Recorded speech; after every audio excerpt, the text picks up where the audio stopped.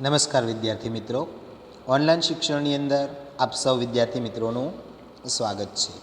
મિત્રો, આજે આપણે ધોરણ 12 વિષય સંસ્કૃતની અંદર ન્યાય પરિચય શરૂ કરવા તરફ જઈ રહ્યા છીએ. મિત્રો, 11મા ધોરણની અંદર પણ આપણે ન્યાય ભણી ગયા છીએ, તો 12મા ધોરણની અંદર પણ 1 થી 10 ન્યાય છે. તો એ ન્યાય પરિચયનો આપણે અભ્યાસ કરીએ. પહેલો ન્યાય છે અગ્નિશિખા ન્યાય.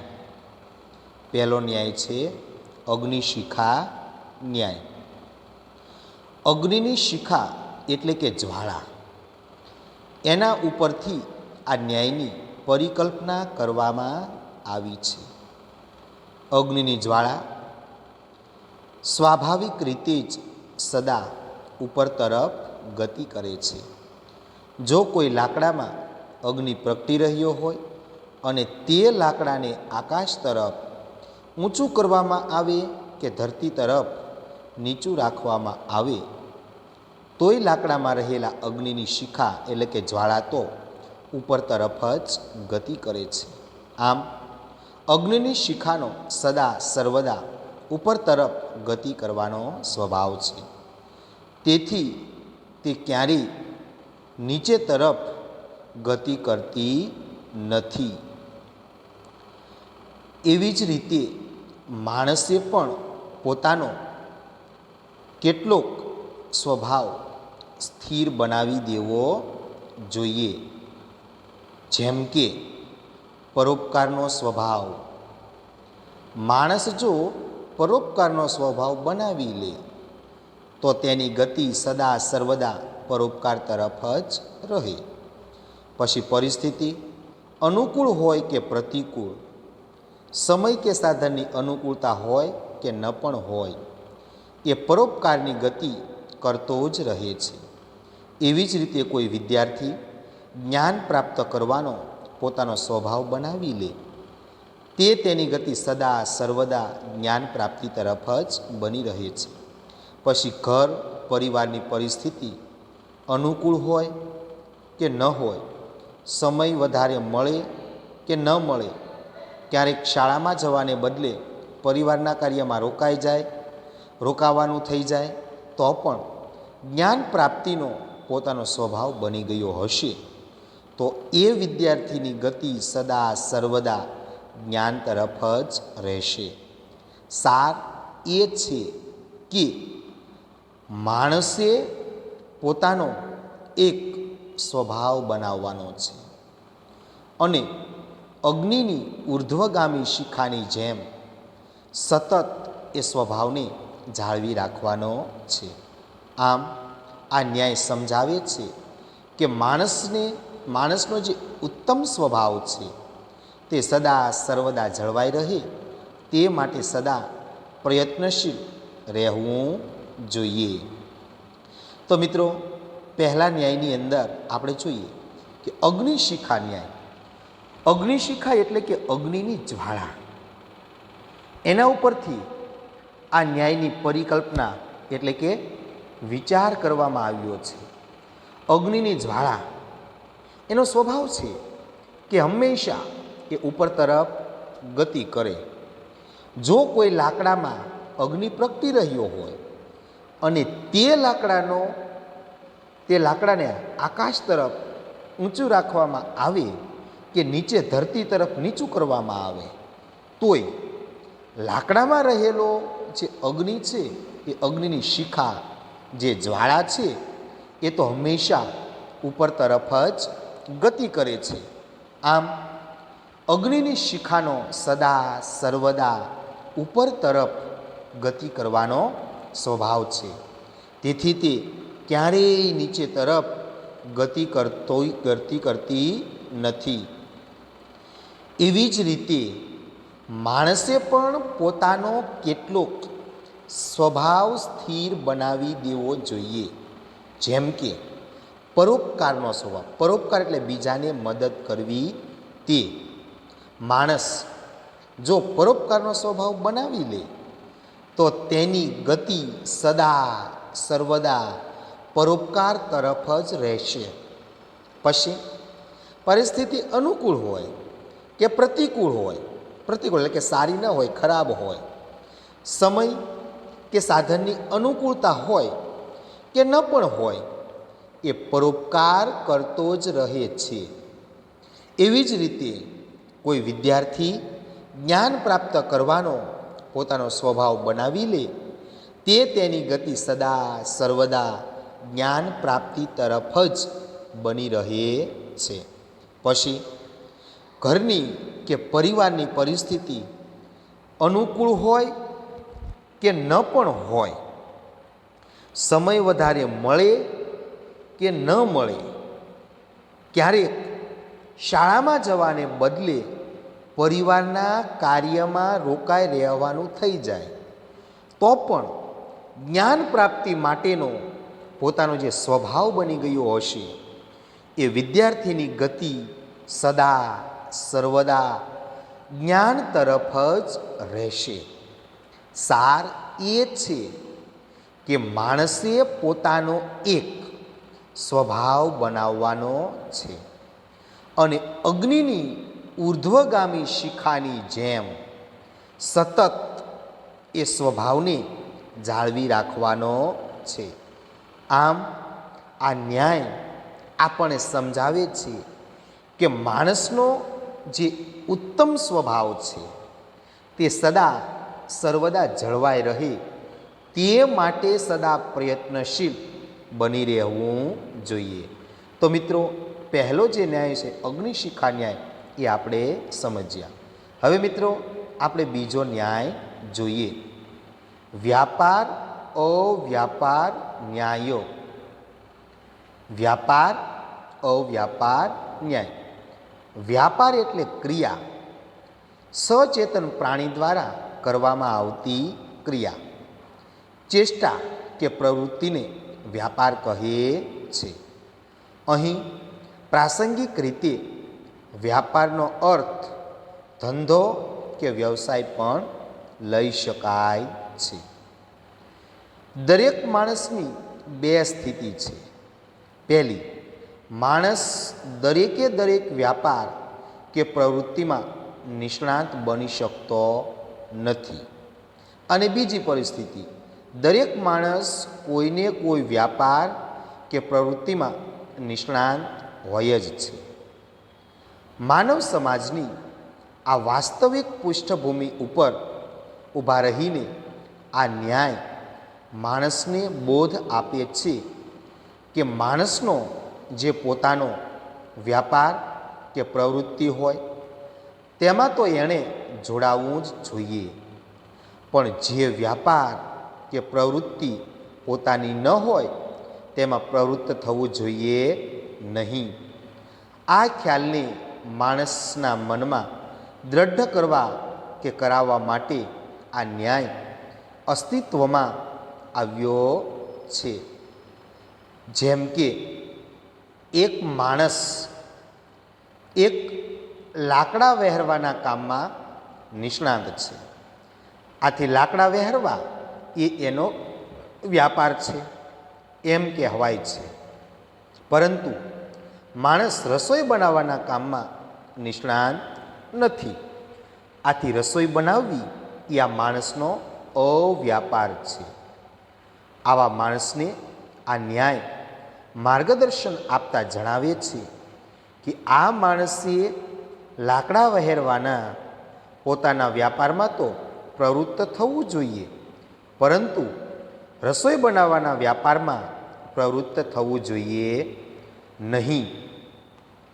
આ પ્રકારનો બોધ એટલા માટે આવશ્યક છે કે જે માણસનો લાકડા વહેરવાનો વ્યાપાર છે તે માણસ લાકડા વહેરવાની પ્રવૃત્તિ કરતી વખતે ક્યાં કઈ સાવધાની રાખવાની છે એનો પૂરેપૂરો ખ્યાલ ધરાવતો હોય છે.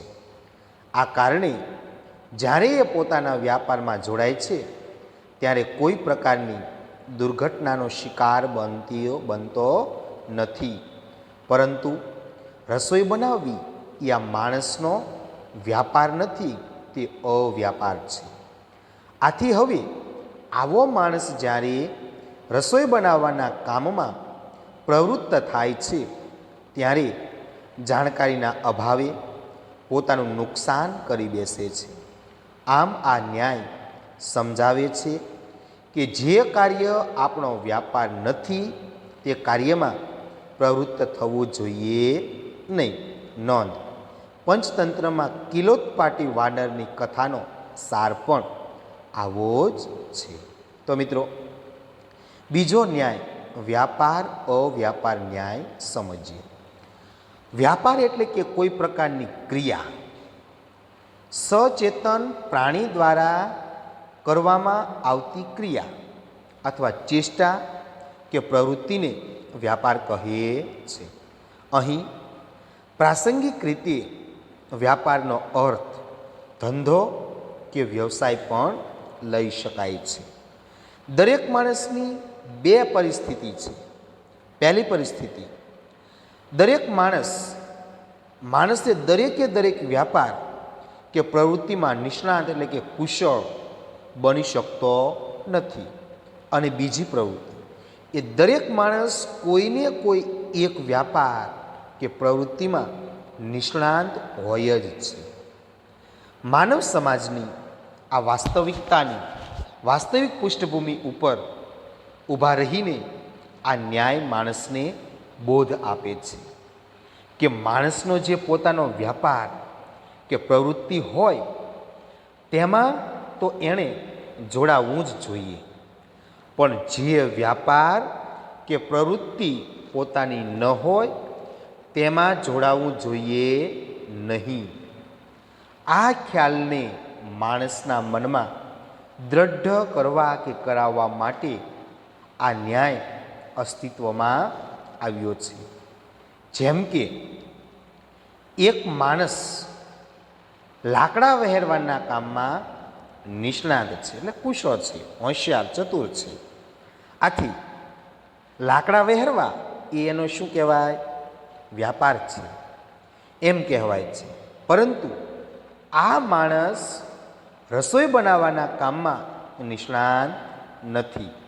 આથી રસોઈ બનાવવી એ આ માણસનો અવ્યાપાર છે, એટલે પોતાની પ્રવૃત્તિ નથી.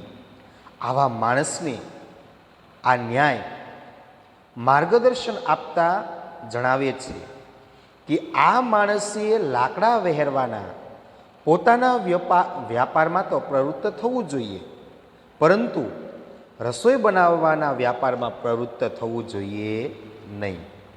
આ પ્રકારનો બોધ એટલા માટે આવશ્યક, જરૂરી છે કે જે માણસનો લાકડા વહેરવાનો વ્યાપાર છે તે માણસ લાકડા વહેરવાની પ્રવૃત્તિ કરતી વખતે ક્યાં કઈ સાવધાની એટલે કે ધ્યાન રાખવાનું છે એનો એને પૂરેપૂરો ખ્યાલ ધરાવતો હોય છે. આ કારણે જ્યારે એ પોતાના વ્યાપારમાં જોડાય છે ત્યારે કોઈ પ્રકારની દુર્ઘટનાનો શિકાર બનતો નથી. પરંતુ રસોઈ બનાવવી એ આ માણસનો વ્યાપાર નથી, તે અવ્યાપાર છે.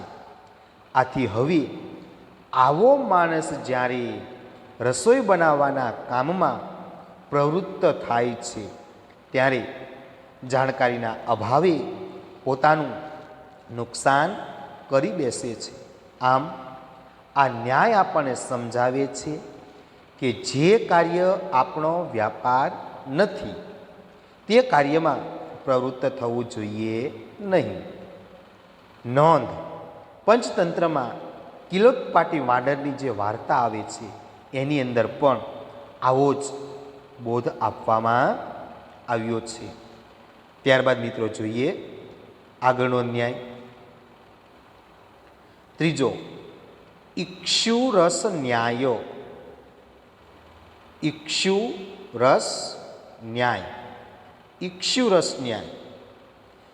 ઇક્ષુરસ એટલે શેરડીનો રસ. શેરડી અને તેમાંથી પ્રાપ્ત થતા મધુર રસને નજર સામે રાખીને આ ન્યાયની પરિકલ્પના કરવામાં આવી છે. શેરડીના સાંઠાની અંદર કુદરતે સ્વાભાવિક રીતે જ મધુર રસ ભરી આપેલો છે. શેરડીના પ્રત્યેક સાંઠાને આ રીત કુદરત તરફથી એક સુંદર ભેટ મળેલી જ હોય છે. પરંતુ જો આ ભેટ મધુર રસનો લાભ લેવો હોય તો પ્રથમ તો એને બહાર કાઢવો પડે. આ માટે શેરડીના સાંઠાને કોલ્હુમાં પીલવો પડે. કોલ્હુ એટલે શેરડીનો રસ કાઢવાનું મશીન. જો કોઈ વ્યક્તિ શેરડીના સાંઠા તરફની વધારે પડતી લાગણીને કારણે કે વધારે પડતા પોતાના ઉદાર સ્વભાવને કારણે શેરડીના સાંઠાને કોલ્હુમાં પીલે નહીં તો શેરડીનો સાંઠો એમને એમ પડી રહીને છેવટે સુકાઈ જાય છે. આ સ્થિતિમાં શેરડીના સાંઠામાં મધુર રસનું અસ્તિત્વ હોવા છતાં તે બહાર આવી શકતો નથી. પરિણામે તેનો લાભ લઈ શકાતો નથી. કુદરતે આપેલા મધુર રસનો કોઈ મતલબ જ રહેતો નથી. આ ઉપરથી આ ન્યાય માણસને ઉપદેશ આપે છે કે માણસની અંદર કુદરતે ગમે તેટલી શક્તિઓ ભરી હોય પણ તેને બહાર કાઢવાનો કોઈ ઉપક્રમ કરવામાં ન આવે તો તેનો કોઈ મતલબ રહેતો નથી. અહીં પ્રત્યેક વિદ્યાર્થીની અંદર કુદરતે કોઈને કોઈ શક્તિ ભરેલી જ છે. એને બહાર કાઢવાનો ઉપક્રમ કરવો જરૂરી છે. આ માટે પહેલાં શેરડીના સાંઠાને જેમ કોલ્હુમાં પીલવો પડે છે તેમ જે તે વિદ્યાર્થીને પણ તેની યોગ્યતાને અનુરૂપ પરિશ્રમરૂપી કોલ્હુમાં પીલવાનો રહે છે. જો તેમ કરવામાં ન આવે તો વિદ્યાર્થીમાં કુદરતે મૂકેલી શક્તિ છેવટે સુકાઈ જાય છે અને તેનો કોઈ લાભ માનવ સમાજને પોતાને મળતો નથી. તો મિત્રો, ત્રીજો જે ન્યાય છે ઇક્ષુરસ ન્યાય. ઇક્ષુરસ એટલે શેરડીનો રસ. ઇક્ષુ એટલે શેરડી અને રસ એટલે શેરડીનો રસ. શેરડી અને તેમાંથી પ્રાપ્ત થતા મધુર રસને નજર સામે રાખી આ ન્યાયની પરિકલ્પના વિચાર કરવામાં આવ્યો છે. શેરડીના સાંઠાની અંદર કુદરતે સ્વાભાવિક રીતે જ મધુર રસ ભરી આપેલો છે.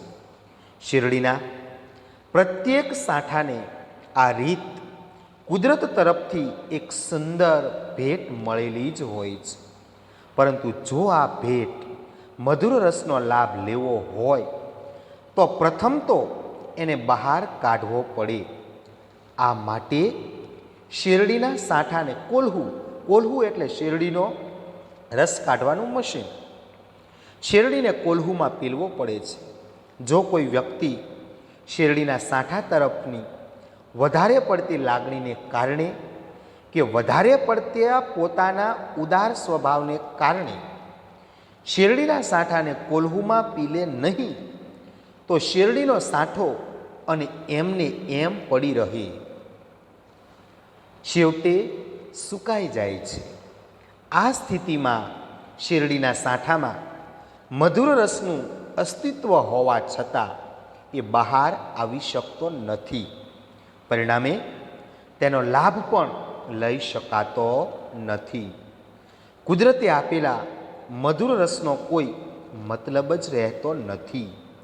આ ઉપરથી આ ન્યાય માણસને ઉપદેશ આપે છે કે માણસની અંદર કુદરતે ગમે તેટલી શક્તિઓ ભરી હોય પણ તેને બહાર કાઢવાનો કોઈ ઉપક્રમ એટલે કે પ્રયત્ન કરવામાં ન આવે તો તેનો કોઈ મતલબ રહેતો નથી. પ્રત્યેક વિદ્યાર્થીની અંદર કુદરતે કોઈને કોઈ શક્તિ ભરેલી જ છે. એને બહાર કાઢવાનો ઉપક્રમ એટલે કે પ્રયત્ન કરવો જરૂરી છે. આ માટે પહેલાં શેરડીના સાંઠાને જેમ કોલ્હુમાં પીલવો પડે છે, તેમ જે તે વિદ્યાર્થી પણ તેની યોગ્યતાને અનુરૂપ પરિશ્રમરૂપી કોલ્હુમાં પીલવાનો રહે છે. જો તેમ કરવામાં ન આવે તો વિદ્યાર્થીમાં કુદરતે મૂકેલી શક્તિઓ છેવટે સુકાઈ જાય છે અને તેનો કોઈ લાભ માનવ સમાજને કે તેને પોતાને મળી શકતો નથી. તો મિત્રો, ત્રીજો જે ન્યાય ઇક્ષુરસ ન્યાય એ આપણે સમજ્યા. ત્યારબાદ મિત્રો ચોથો ન્યાય ઉપસર્ગ ન્યાયો. ઉપસર્ગ ન્યાય. ઉપસર્ગ સંસ્કૃત વ્યાકરણ શાસ્ત્રમાં વપરાતી એક સંજ્ઞા છે.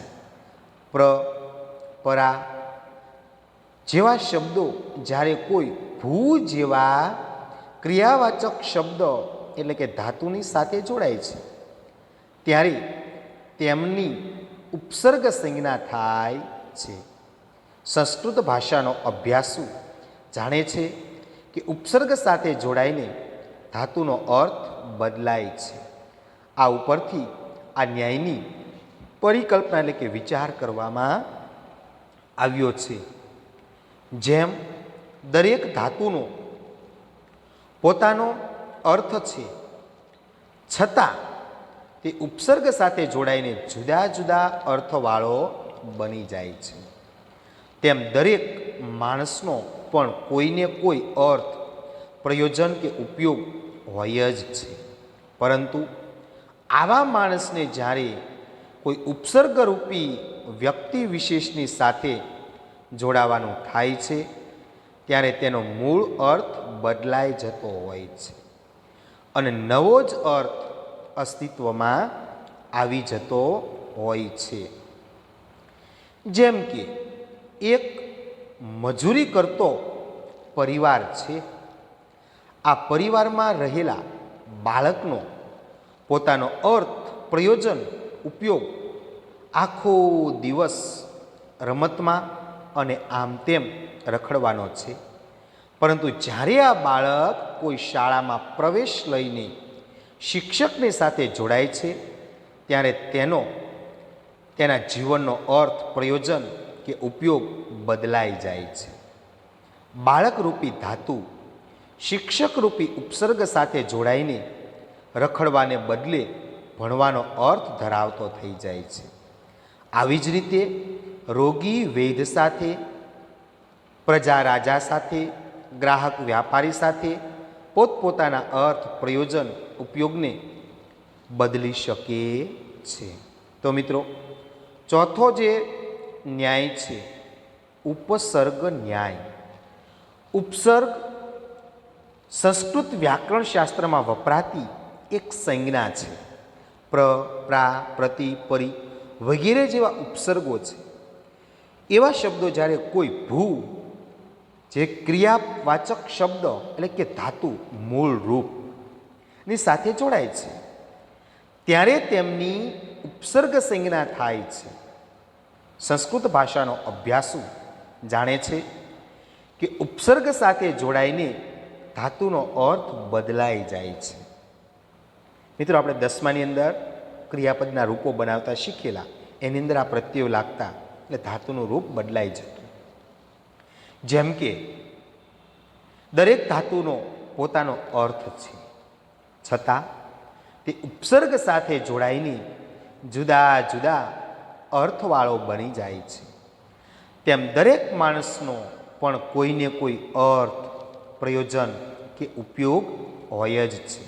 પરંતુ આવા માણસને જ્યારે કોઈ ઉપસર્ગરૂપી વ્યક્તિ વિશેષની સાથે જોડાવાનું થાય છે ત્યારે તેનો મૂળ અર્થ બદલાઈ જતો હોય છે અને નવો જ અર્થ અસ્તિત્વમાં આવે એટલે પોતાનું નવું જ રૂપ બદલાઈ જાય.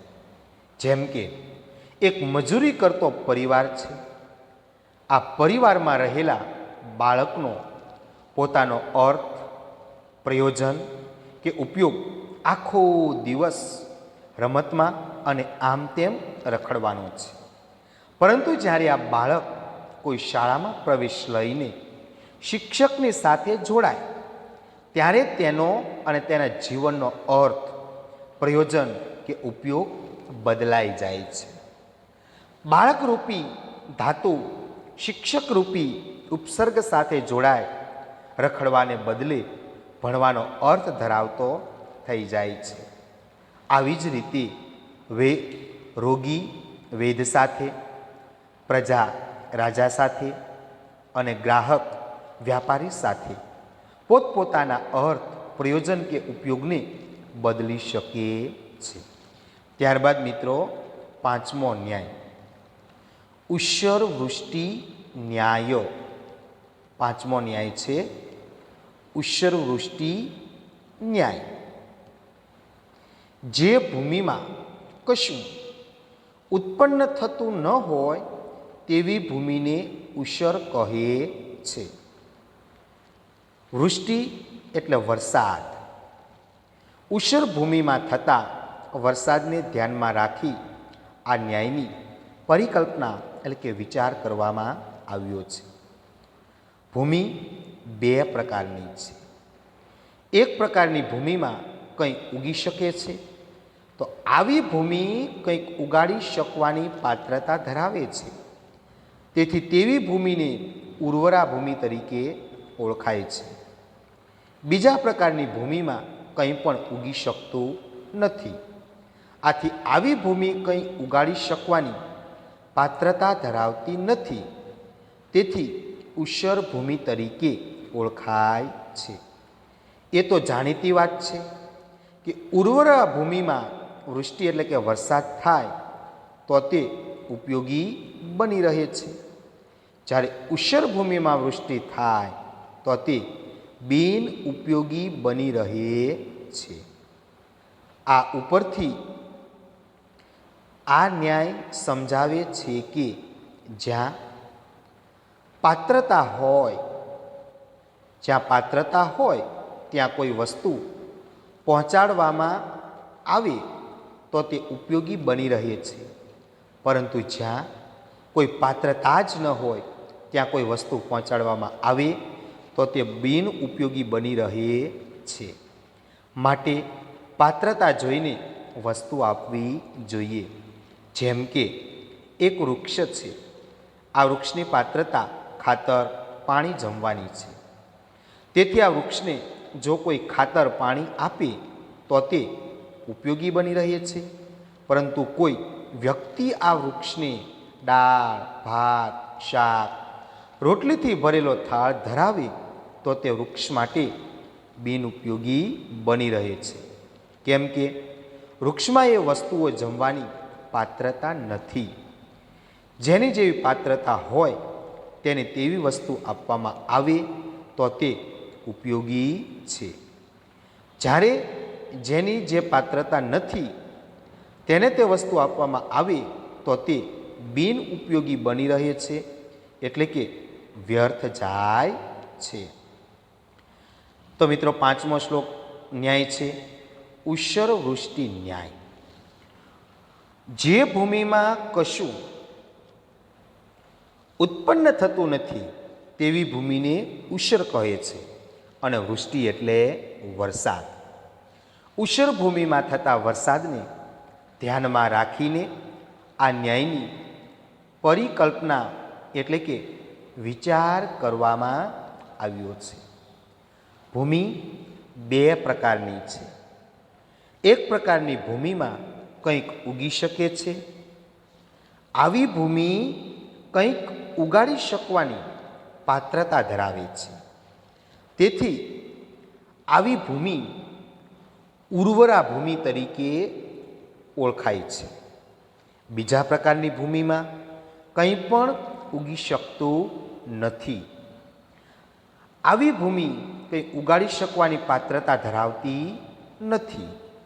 આથી આવી ભૂમિને ઉષ્યર ભૂમિ તરીકે ઓળખવામાં આવે છે.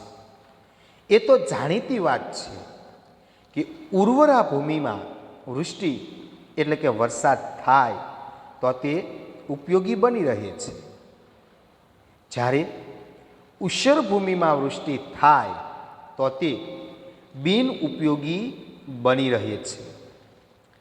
આ ઉપરથી આ ન્યાય સમજાવે છે કે જ્યાં કોઈ પાત્રતા હોય, કોઈ વસ્તુ પહોંચાડવામાં આવે તો તે ઉપયોગી બની રહે છે, પરંતુ જ્યાં કોઈ પાત્રતા જ ન હોય, ત્યાં કોઈ વસ્તુ પહોંચાડવામાં આવે તો તે બિન ઉપયોગી બની રહે છે. માટે પાત્રતા જોઈને વસ્તુ આપવી જોઈએ. જેમ કે એક વૃક્ષ છે, આ વૃક્ષની પાત્રતા ખાતર, પાણી જમવાની છે. તેથી આ વૃક્ષને જો કોઈ ખાતર પાણી આપે તો તે ઉપયોગી બની રહે છે, પરંતુ કોઈ વ્યક્તિ આ વૃક્ષને દાળ, ભાત, શાક, રોટલીથી ભરેલો થાળ ધરાવે તો તે વૃક્ષ માટે બિન ઉપયોગી બની રહે છે. કેમ કે વૃક્ષમાં એ વસ્તુઓને જમવાની પાત્રતા નથી. આમ જેની જેવી પાત્રતા હોય તેને તેવી વસ્તુ આપવામાં આવે તો તે ઉપયોગી છે, જ્યારે જેની જે પાત્રતા નથી તેને તેવી વસ્તુ આપવામાં આવે તો તે બિન ઉપયોગી બની રહે છે, એટલે કે વ્યર્થ જાય છે. તો મિત્રો, આપણે પાંચમો ન્યાય જોયો, ઉષ્ર વૃષ્ટિ ન્યાય. મિત્રો, આપણે 1 થી 5 ન્યાય જોયા. તો મિત્રો, પહેલી પરીક્ષાની અંદર 1 થી 5 ન્યાયમાંથી કોઈ પણ એક ન્યાય પૂછાશે. તો મિત્રો, હવે આપણે આ 5 ન્યાયનું ખાસ ધ્યાન રાખવું. મિત્રો, હોમવર્કની અંદર આ 5 ન્યાય એક વાર લખવાના છે. તો મિત્રો, અહીંયા આપણે આ લેક્ચર આપણો પૂર્ણ કરીએ છીએ.